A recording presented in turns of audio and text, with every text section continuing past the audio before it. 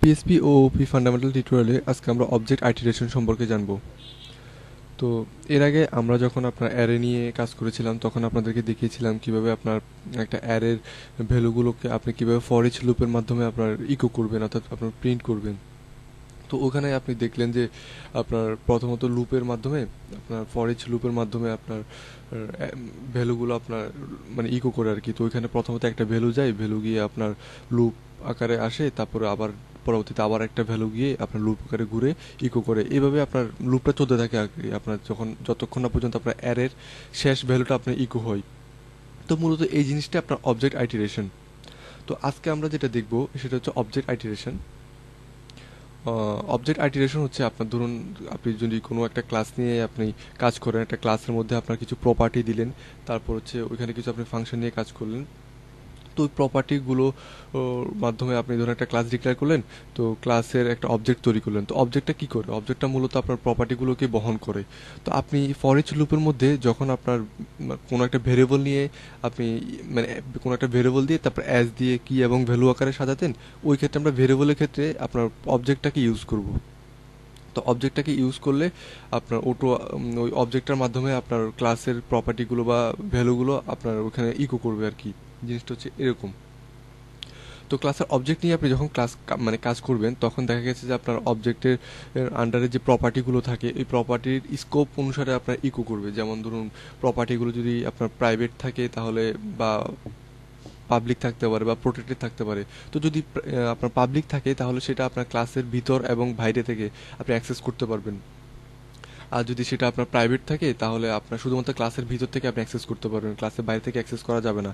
আর যদি প্রোটেক্টেড থাকে তাহলে আপনার ক্লাসের ভিতর এবং সাব ক্লাসের ভিতর থেকে আপনি অ্যাক্সেস করতে পারবেন, বাইরে থেকে অ্যাক্সেস করতে পারবেন না। বিষয়টা হচ্ছে এরকম ঠিক অবজেক্ট আইটারেশনটা। তো আসুন দেখি আমরা কীভাবে অবজেক্ট আইটারেশন নিয়ে কাজ করি। অবজেক্ট আইটারেশনে যখন আপনার উদাহরণ দিয়ে দেখাবো তখন আপনারা একটু ভালোভাবে বুঝবেন। যেমন ধরুন আমরা এখানে যদি একটা ক্লাস নিলাম, যেমন ধরুন পার্সন নামের একটা ক্লাস নিলাম আমরা। তো পার্সন ক্লাসের মধ্যে আমরা কিছু প্রপার্টি নিব, যেমন পাবলিক দিয়ে, যেমন ধরুন পার্সন 1 দিলাম আমরা। তো পার্সন 1-এর মধ্যে ধরুন আমরা কিছু রাখলাম, যেমন ধরুন এখানে রাখলাম আফরান রাখলাম।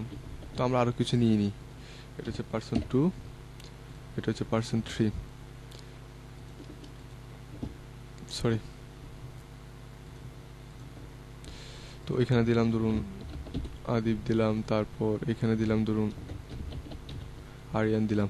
তো এখন ধরুন আমরা আপনার এগুলো আপনার পাবলিক প্রপার্টিগুলো নিয়ে নিলাম। এখন যদি আমরা প্রাইভেট একটা প্রপার্টি নিই, সরি,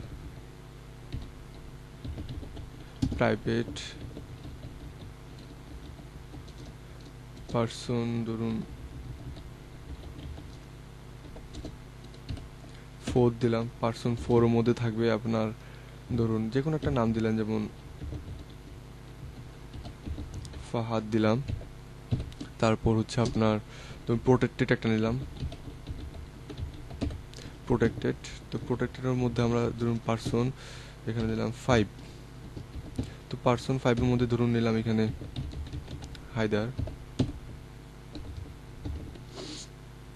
তো এখানে আমরা কতগুলো আপনার প্রপার্টি নিলাম একটা ক্লাসের। এখন যদি আমরা ক্লাসের এই পার্সন ক্লাসটা যদি একটা অবজেক্ট তৈরি করি, আমরা ধরুন আমরা এখানে দিলাম আপনার পার্সন নামের একটা অবজেক্ট তৈরি করলাম। অবজেক্ট নিউ কিওয়ার্ডের মাধ্যমে তৈরি করতে হয়, সেটা তো জানেনই। তো একটা অবজেক্ট তৈরি করলাম। এখন যদি আমরা এখানে আপনার ফর ইচ লুপ ইউজ করি, অর্থাৎ আমাদের যে ভ্যালুগুলো ছিল ওই ভ্যালুগুলো আমরা ইকো করব। তো এটার জন্য ধরুন আমরা ফর ইচ লুপ ইউজ করলাম। তো ফর ইচ লুপে আপনি এখানে একটু খেয়াল করে দেখুন, আমরা এখানে আপনার ভেরিয়েবল দিলাম, অ্যাজ কি এবং ভ্যালু দিলাম। তো এগুলো সেম থাকুক, আমরা এই ভেরিয়েবলের জায়গাটাই আপনার এই যে অবজেক্টটা তৈরি করেছি অবজেক্টটা ইউজ করব। এই যে অবজেক্টটা আমরা এখানে দিলাম।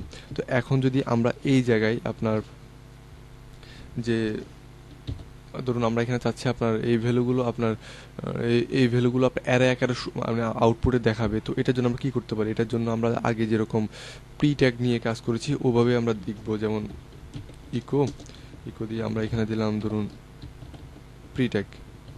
তো এটা একটা কপি করে নিলাম, যেহেতু শুরু করেছি শেষ করতে হবে প্রি ট্যাগটা। তো তার ভিতর প্রি ট্যাগের ভিতর আমরা ধরুন আবার ইকো করলাম।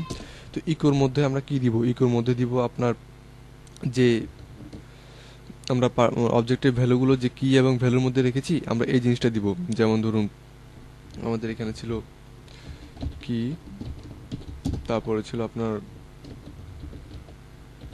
ভ্যালু। তো এখন যদি আমরা আপনার এটাকে সেভ দিয়ে আমাদের ব্রাউজারটা রিফ্রেশ করি, এই যে দেখুন আপনার person 1, আপনার person 2, আপনার Adib, person 3 Aryan.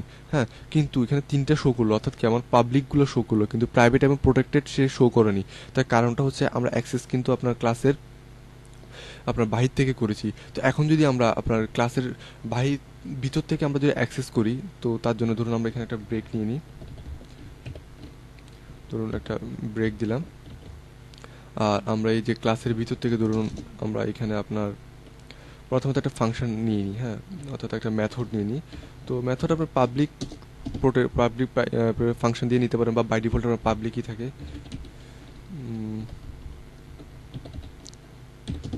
Public function ধরুন আমরা এখানে দিলাম ইনসাইড আইটিরেটর দিলাম,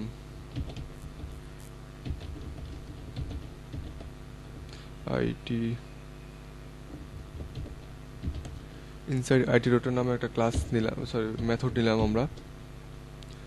তো এই মেথডের ভিতর ধরুন আমরা এই জিনিসটা আপনার যদি এখানে মানে সরাসরি আমি কপি করে নিচ্ছি তাহলে একটু সুবিধা হবে আর কি, কপি পেস্ট।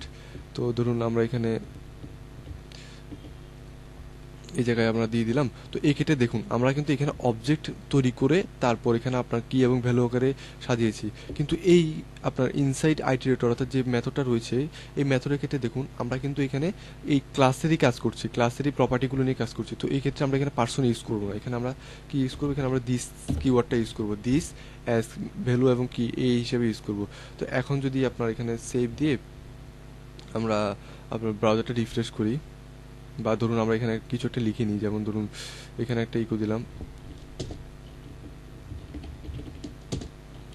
ধরুন ইনসাইড ক্লাস, এই জিনিসটা ইকো দিলাম। তো এখানে একটা ব্রেক দিয়ে নিই আমরা, ধরুন একটা ব্রেক দিলাম, তারপর হচ্ছে কপি করে ধরুন আমরা এখানে দিয়ে দিলাম, তাহলে একটু ভালোভাবে বুঝবেন আর কি। ধরুন আমাদের হবে আউটসাইড ক্লাস। তো এখন সেভ দিয়ে যদি ব্রাউজারটা রিফ্রেশ করি, এই যে দেখুন আপনার আউটসাইড ক্লাসে আসলে কি person 1।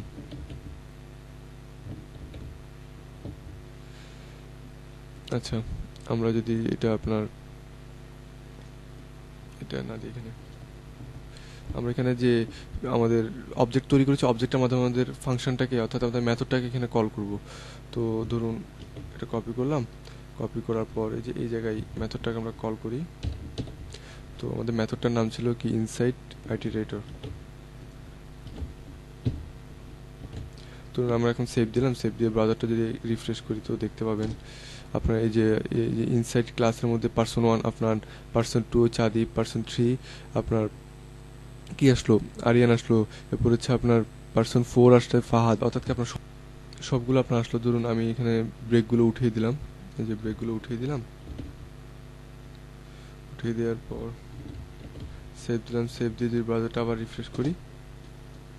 আচ্ছা, আমরা এখানে একটা কাজ করি, আমার এখানে একটা ভুল হয়েছে, যেমন ধরুন আমি এই জিনিসটা কাট করে সবার লাস্টে ইকো করি, আর সেটা হচ্ছে এই জিনিসটা আমি এখানে ইকো করে দিয়েছি, সরি একটু ভুল হয়েছে। এখানে এটা করবো আমরা ফাংশনের মধ্যে, অর্থাৎ কি ফর ইচের বাইরে। তো এখন সেভ দিলাম, সেভ দেওয়ার পর যদি আমরা আপনার রিফ্রেশ করি তো দেখুন এখানে person 1 হচ্ছে আপনার এই যে আফনান, তারপর তারপর আরিয়ান, এই জিনিসগুলো হচ্ছে আপনার কি, এই জিনিসগুলো হচ্ছে আপনার ক্লাসের বাইরে থেকে আমরা যখন অ্যাক্সেস করেছি, অর্থাৎ কি, অর্থাৎ হচ্ছে এই যে এই জিনিসটা।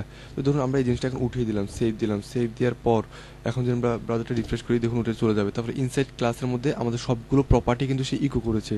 তার মানে কি আমাদের স্কোপ অর্থাৎ আপনার প্রপার্টিগুলোর যে স্কোপটা রয়েছে পাবলিক, প্রাইভেট, প্রোটেক্টেড, এই স্কোপ অনুসারে সে কিন্তু অ্যাক্সেস করেছে। তো মূলত এটা হচ্ছে আপনার অবজেক্ট, আপনার আইটিরেটর আর কি, আপনার অবজেক্ট অনুসারে আপনার ভ্যালুগুলোকে আপনি আইটিরেট করবেন। তো আজকে এই পর্যন্তই। আমাদের টিউটোরিয়াল যদি ভালো লেগে থাকে আমাদের চ্যানেলটাকে আপনি সাবস্ক্রাইব করবেন, আর যদি কোনো কিছু বোঝার অসুবিধা থাকে বা কোশ্চেন থাকে আমাদেরকে আপনি কমেন্ট করে জানাতে পারবেন। ধন্যবাদ।